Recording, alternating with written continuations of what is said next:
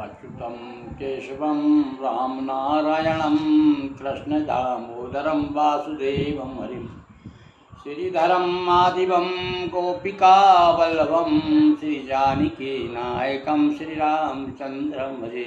आस्थावान सज्जनों, नर्मदा अध्यात्म मंच से पंडित गिरी मोहन गुरु बंधुओं, आज हम एक नया विषय लेके आए हैं।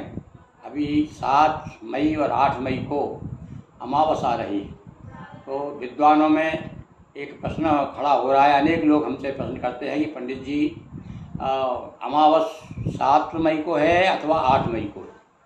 तो देखिए विजय, ये हमारे पास में एक पंचांग है, इसका नाम है भुवन विजय पंचांग। जबलपुर का पंचांग है भुवन विजय पंचांग। इसके अनुसार 7 मई को प्रातः अमावस जो है 7 मई को 10:41 से शुरू हो रही, यानी 10 बजे 10:41 से अमावस चालू है 7 मई को, और 8 मई को 8:41 तक रहेगी।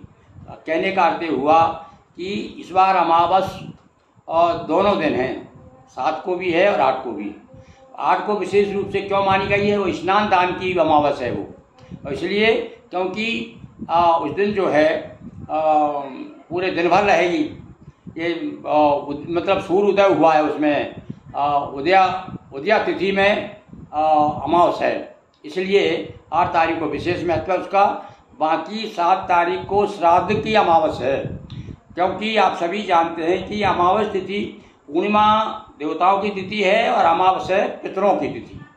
तो पितरों की शांति के लिए, श्राद्ध करने के लिए, पितरों को जल देने के लिए, पीपल पर जल चढ़ाने के लिए और उनके नाम से, पितरों के नाम से दान पुण्य करने के लिए आपको श्राद्ध का जो अमावस है वो है 7 मई को, और 8 को है अपने स्नान दान की अमावस। तो अतः हम ये कह सकते हैं कि इस बार अमावस 7 को भी है और 8 को भी है। 7 को है श्राद्ध अमावस और 8 को है स्नान दान की।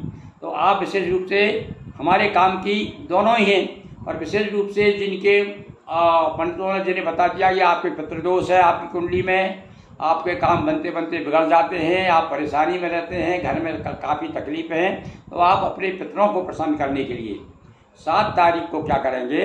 स्नान करके पीतल तांबे के जल में, तांबे के पात्र में जल ले करके उसमें थोड़ा तिल मिला करके और दक्षिण की तरफ मुँह करके पीपल पर जल चढ़ाइए अपने पितरों का नाम ले करके। कौन दिन? 7 मई को। और साथ साथ में शाम को एक सरसों के तेल का दिया जलाइए।